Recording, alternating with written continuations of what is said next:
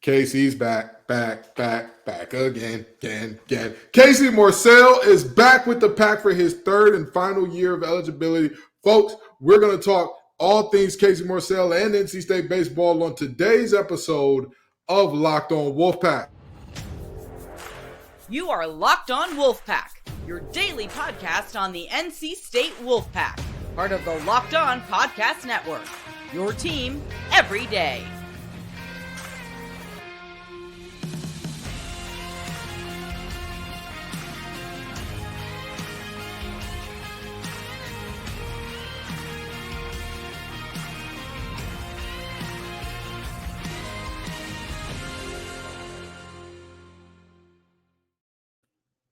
What's up, Wolfpack Nation?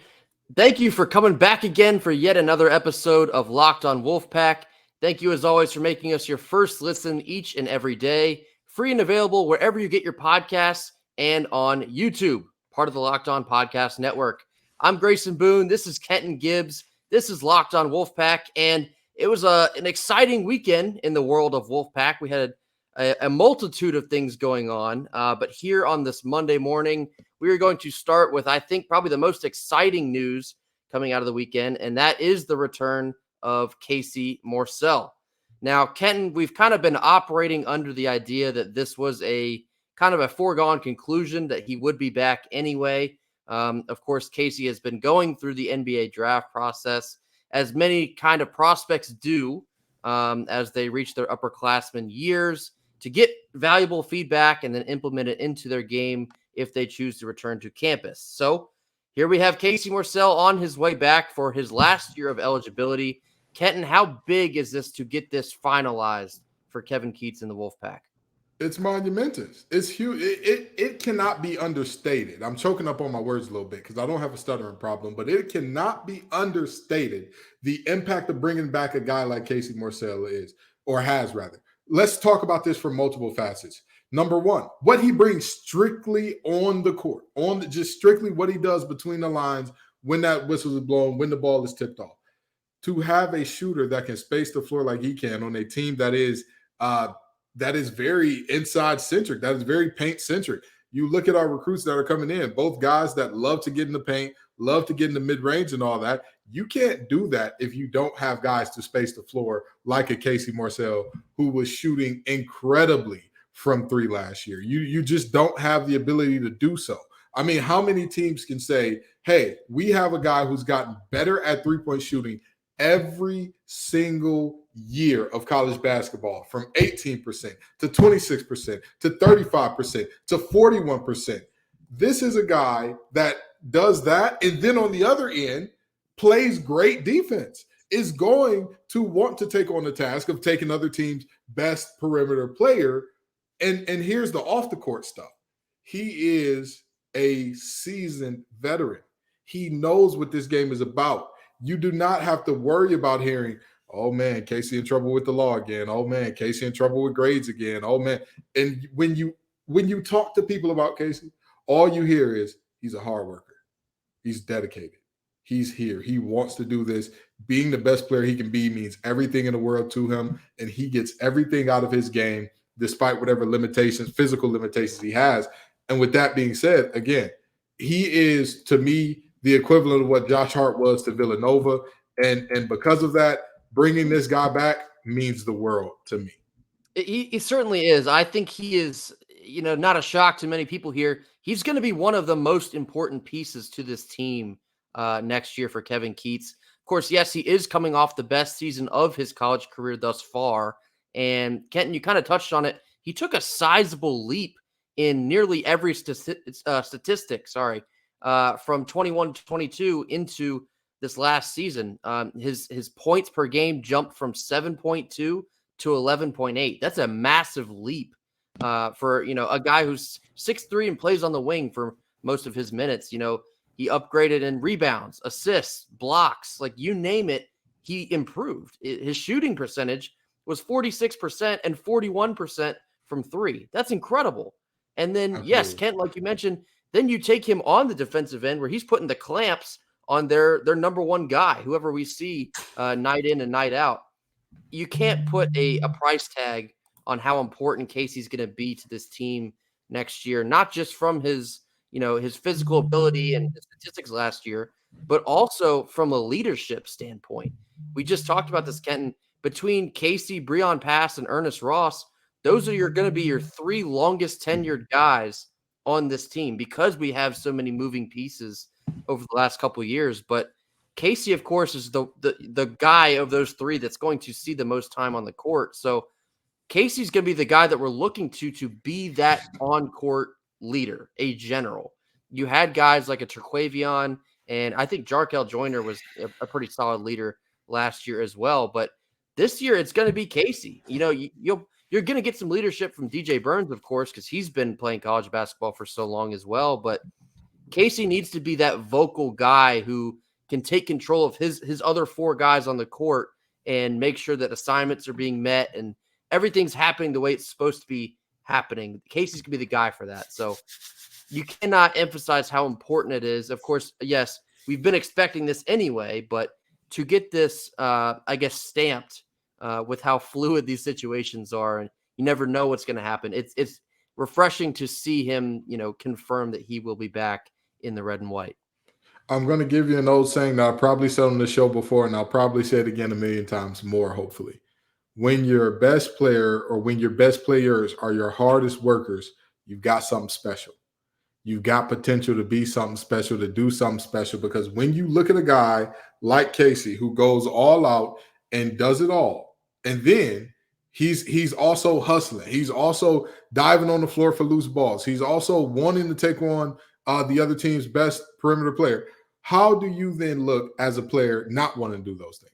How do you then look as a player not wanting to be that type of player? Now, I'll give you a prime example of this, right? Because Nick Saban talks about it a lot, but I want to give a real-life example of, particularly in basketball. When you look at the U.S. Olympic team, the Redeem team, as they were called, Kobe Bryant started was always waking up super early to go get shots up, go work out, all that good stuff. And then all of a sudden, LeBron comes in. And all of a sudden, D-Wade comes in. Now, am I saying that we have Kobe, LeBron, and D-Wade at NC State? No, absolutely not. I love it. I'd love to have that. But we don't. But the idea is when your best player, when one of your best guys is also showing up to do the work in that way, is a first guy in the gym, last guy out type of guy, all of a sudden your team starts to matriculate in that way. And I'll tell you, this is another thing that you talked about, the how long he's been tenured thing. I talked about this with the transfers on the women's basketball team. You have to have players who are in the program for years so that they set the standard and they set the culture. And that's why a lot of times last year when things weren't going right with the women's basketball team, I wasn't saying, oh, Diamond Johnson, this is on you. Oh, Mimi Collins, River Baldwin, this is on you. Sanaya Rivers, this is on you. I was saying for the players who had been here forever, if you're the longest tenured, you have to go about setting the culture because you know what the culture is more intimately than the newer players. So Casey's going to be that flag bearer for this season that I'm going to be looking at, and I'm going to be praising for how, hey, the guys are falling in line. They seen Papa Duck rolling out, and they fell in line behind him. Or it's going to be, well, he's struggling to get it going, and these transfers are doing their own thing and not knowing how to go. And when you're a leader, you say, if you don't know which way to go, I'll make it easy. Follow me. Follow my example. I'll lead us to the promised land. Yeah, he's going to have to be the glue guy. He's going to have to be the top dog, or I guess the alpha wolf, if you will. Yes. He has to be the leader of this team. Then if he is, I think you'll see a lot of good things because of his work ethic, like you mentioned, Kenton. He's a hard worker. He pays attention to his craft and his game, and that sort of thing will matriculate out in the rest of the team. It will only benefit us in the long run. Again, having your best players be your hardest workers, that's how great teams are built. And speaking of built, I've got to talk to you all about Built Bar. If you're looking for a delicious snack but don't want all of the sugar and calories, then you need the best tasting protein bar ever. Built, you gotta try this. If you're like me and you want to make healthier snack choices but you don't want to compromise on taste, I've got just the thing for you. Built Bars are amazing. And the puffs are amazing as well. They're healthy too. Seriously, they taste so amazing you won't think they're good for you, but you got to try them. What makes Built Bars taste so good? Well, for starters, they're covered in 100% real dark chocolate. That's right, real chocolate. And they come in unbelievably good flavors like churro, peanut butter brownie, and cookies and cream. I'm not sure how Built does it, but these bars taste like a candy bar while maintaining amazing macros. And what's even better is that they're healthy. Only 130 grams and 4 grams of sugar with a whopping 17 grams of protein in some of these bars. Go online and get yours, or you can now get them at your local Walmart or Sam's Club, and you can still get specialty flavors at Built.com. So if you're close to a Sam's Club, pick up a 13 box. If you're close to Walmart, get a 4 box. Doesn't matter. Just make sure you're getting your Built bar today.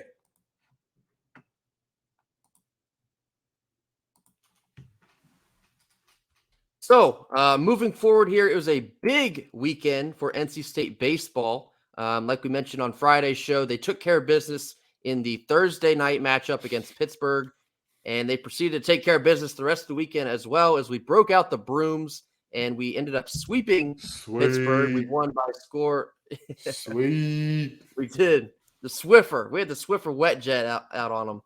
We took Friday night's game by a score of 17-8, and Sunday was senior day, and also won that in convincing fashion by a score of 8-2. So we talked about the importance of, not just kind of competing hard against Pitt and winning the series, but you gotta get out there and make a statement. You have to win 2 out of 3, likely more so you had to sweep. They got it done, and they also got some help around them, as we were describing in kind of the ACC tournament picture. I believe it was Georgia Tech and Virginia Tech. They kind of didn't take care of the business that they could have. So now NC State, with the sweep, has now found themselves with the 9 seed. And I don't want to maybe overblow this situation, but I think they got a pretty favorable draw. So I'm going to pull up the tournament bracket here, and I'll make sure I describe it to everyone listening to us. So NC State's first game in the ACC tournament will be on Tuesday night. Both of their games in pool play, actually, they drew the evening session. So Tuesday night, they're going to take on the 4 seed in Duke. Duke has been a very streaky team of late in the positive way. Mentioned before, Duke always seems to get hot around this time of year, and this year is no different. So that's going to be a difficult matchup for our opening game. And then, of course, we have the 5 seed in Miami on Thursday night. They were the first ACC series that we had this year. Really still feel like we probably should have took that series on the road down in Coral Gables, but this is our opportunity to right the wrong here. Of course, to win the whole thing, to win the ACC tournament itself, you have to go 4-0. This is, of course, 2-0 in pool play to advance out of your pool. There's a semifinal game and then the championship game, which we've made it to the championship the past 2 consecutive years. Unfortunately, came out on the short end of the stick both of those times, but there is an interesting storyline developing, Kenton, for this year. Of course, Elliott Avent, after the sweep of Pittsburgh, is sitting at 996 wins in a Wolfpack uniform. Just mentioned you have to go 4-0 to win the ACC tournament, which creates a scenario. Elliott Avent could win his first ACC tournament for Wolfpack baseball, and it also be his 1,000th career win. What an opportunity now at stake, because that would also get you into the NCAA tournament, which I don't think is a lock by any means. No. We'll talk about that in a second, but what do you think about the Wolfpack's chances now, Kenton? We swept Pitt. We have, I guess, a favorable seed, with the situation at hand. How do you see this playing out? I mean, hey, avoiding Wake Forest. Great job, guys. Great job. Yeah. Way to do that. But with that being said, there is no game that's a gimme. There is no game that's easy. There is no game that's guaranteed at this point in time. So when I'm looking at this NC State team and I'm saying to myself, how good of a shot do we have? We had Miami beat earlier this year. We had them beat, and in the words of I believe it was Dennis Green, we let them off the hook. They are who we thought they were. All-time classic quote. And we let them off the hook. So this time, let's keep them on the hook. Reel it on in and take a picture with a big, beautiful bass. Let's take a picture with a big, beautiful trout that we done got our hands on in the DPAC. But seriously, I'm looking at this scenario and I'm saying to myself, these are basically all of these except the Duke game basically are going to be like home games for you. We need to take care of business here. We need to take care of business because not only I take it a step further and say not only is NC State not a lock into the tournament, if we don't win at least 2 games here, if we don't win at least 2 games, I don't think that there's a chance that we get in. I don't think so. Because we've seen historically, if you give them a shot to keep you out as NC State, you're gonna get kept out. And we've given them all the ammo plus some. We don't deserve it, honestly. If we don't win 2 games here, we're not getting it. I'd go even further to say I think the only chance, I guess without winning the whole thing, the only chance they have is to then make it to the ACC final. But then you have that argument. We did that last year, still got left out. Yeah. You know, I think there's a lot of conversation surrounding our resume. There's really not a whole lot of quality wins. Unfortunately, or I guess fortunately, there's not any bad losses, which works in our favor. But I don't know. Our resume as it stands is just kind of very mid. There's nothing really jumps off the page there. You know, I know a lot of folks are mentioning RPI. Our RPI is surprisingly good. You know, based on how our season played out, that could work in our favor. You know, we do have wins over Coastal Carolina, who's ranked very high. We do have a win over ECU, who's been, you know, they've been up and down of late, but they won their conference. But I don't know. I think the only way we make it into the big dance is to run through the ACC here, and that's no small task.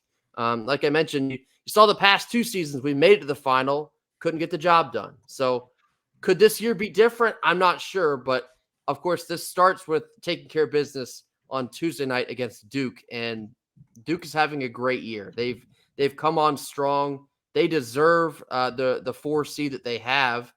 You know, give them a couple extra weeks, they might have even made it higher than that with the way that they have been playing baseball. But it's gonna be a tall task for NC State. I think the way the Pittsburgh series shaped up, I think our pitching situation is somewhat favorable. I'm going to be very interested to see who starts this Duke game on Tuesday. I'll give you my opinion. If I had it my way, I think I would start Dom against Duke on Tuesday. And then depending, of course, on how that goes, I would throw Matt Willitson on Thursday against Miami.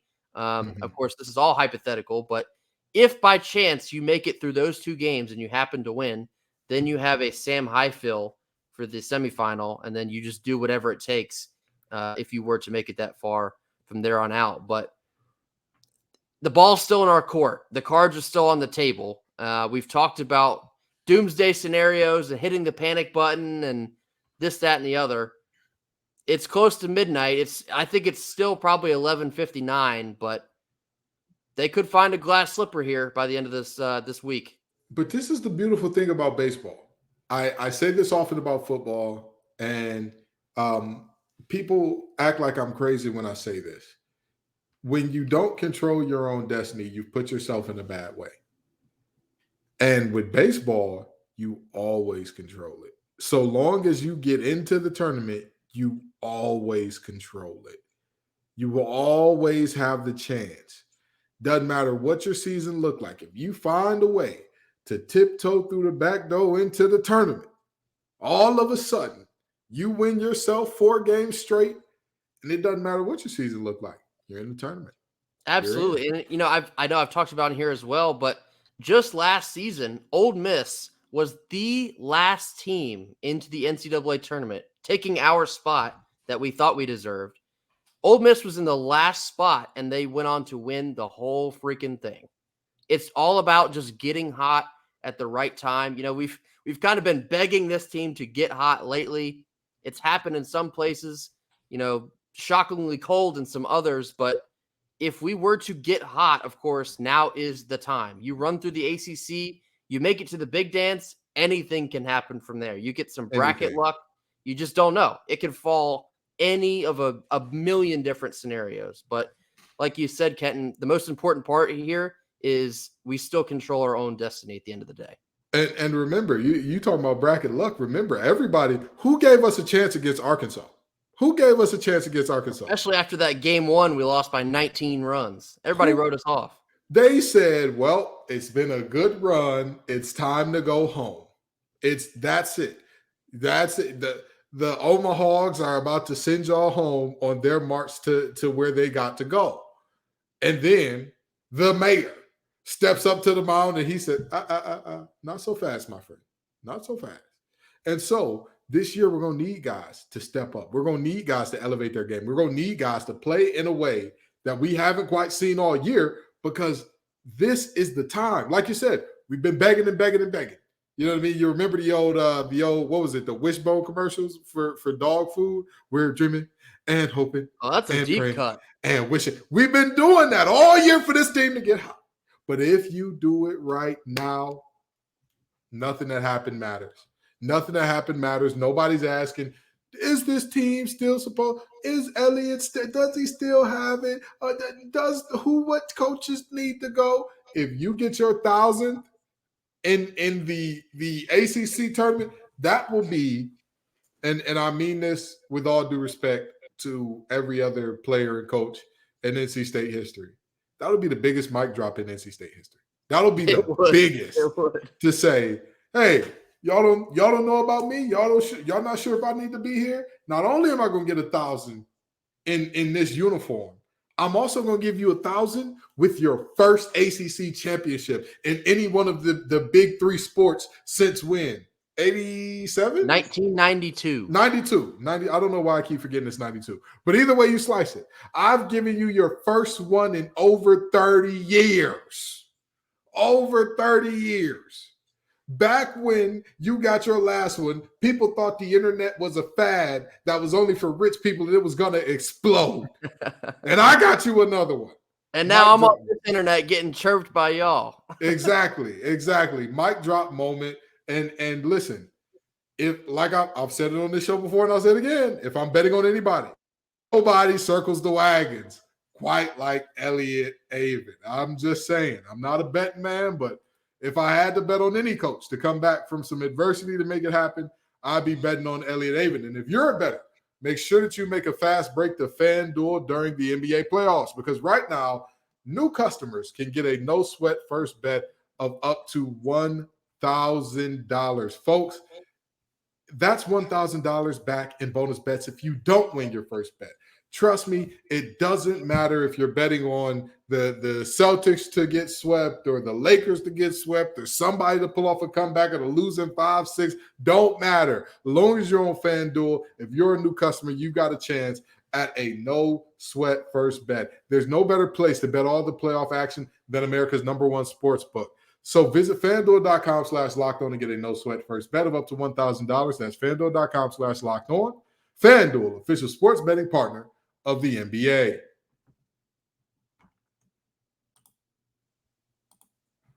All right. Third and final segment here on Monday. Kenton, I got 3 more things for you. The first of which, we ran our very first community tab poll. We got 48 votes in it. So the 48 of you that voted, thank you for doing so. Of course, the rest of you, be on the lookout for these sort of things. We're going to start running more of them, as we have mentioned. But Kenton, I'll let you talk about that just in 1 second. But this poll that we just ran, we asked the question, talking about ACC realignment potentially. Should NC State stay in the ACC if presented the opportunity? Or if presented the opportunity, should they go somewhere else? Of the 48 votes, 27 of you said that they should stay in the ACC. This is interesting, 56%. And then, of course, 21 of you said that, no, we should pack our bags and look for another conference. That was the latter 44%. Interesting. I definitely see both sides of the equation here. But Kenton, tell the folks about our next poll coming up. Number one, I'm very surprised that the majority of Wolfpack fans want to stay in ACC. That's very interesting. That's very interesting. It's a history thing. People love the rivalries, and I get that. They want to stay. People also don't like change, which I get some of that too. But just the history of the ACC, I get it. Absolutely. That graph from Navigate probably helped people as well understand that, like, yes, the ACC is behind right now, but brothers and sisters and friends, it won't be that way forever. And some of these other conferences aren't exactly, the grass ain't always greener on the other side. But now Our next poll will be this. There seems to be a lot of chirping about whether or not Elliott Avent should return. So the poll for today, which went up at the same time as this episode. So if you're listening to this, then the poll is already up.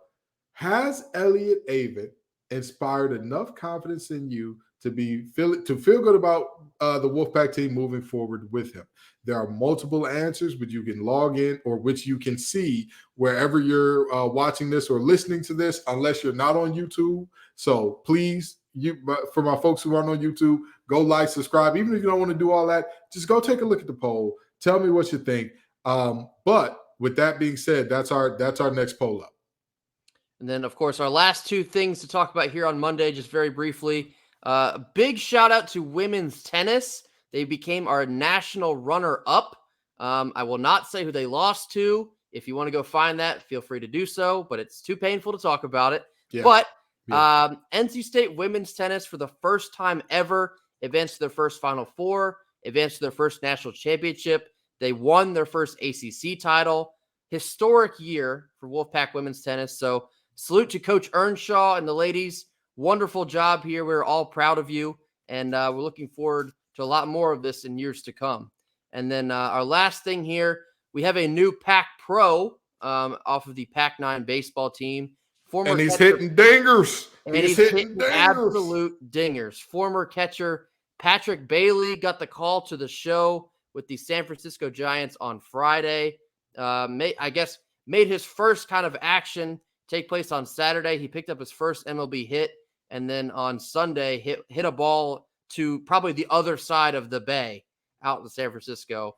Absolutely smoked it. So Patrick Bailey is off and running on his young MLB career. So salute to Patrick.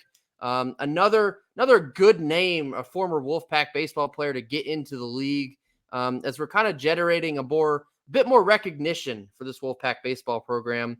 Of course, we have Trey Turner, Carlos Rodon, Andrew Kisner, and now another big name of recently in Patrick Bailey. So, of course, we're going to be on the lookout for a lot more of these guys coming up, especially off our 21 Omaha team, as so many of them got drafted. But very cool to see another former Wolfpack baseball player up in the show. Kenton, any more final thoughts here before we tie a bow on this thing for Monday?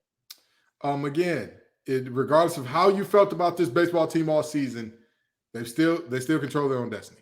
They still control their own destiny. So root for them, be excited for them. Don't be one of those people that's like, I don't like the coach. I'm ready for him to go, so I hope that he loses every year. Stop it. Get some help if that's you. We're rooting for this Wolfpack. We're rooting for you, Pac-9. We're pulling for you. We're hoping that we can walk on out of DPAP with some hardware. We're hoping that we walk out of there. And also, women's tennis, I'm going to tell you, we're excited for you. We're geeked up for you the same way we would if any of our other teams finished second best in the nation at anything. We are extremely excited about y'all. Great job, ladies. Keep it going. Let this be the beginning of something great. Let this be the beginning of a really great run. For Kenton Gibbs and myself, that's going to do it for us here on Monday. Thank you all, as always, for giving us another listen. If you are with us here on YouTube, toss us a like, mash that subscribe button, tell a friend to tell a friend. We've actually cleared the 300 mark for subscribers, so thank you all so much if you have already subscribed.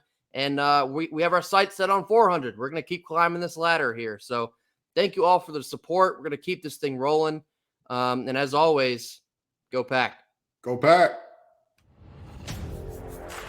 You are Locked On Wolfpack, your daily podcast on the NC State Wolfpack, part of the Locked On Podcast Network, your team every day.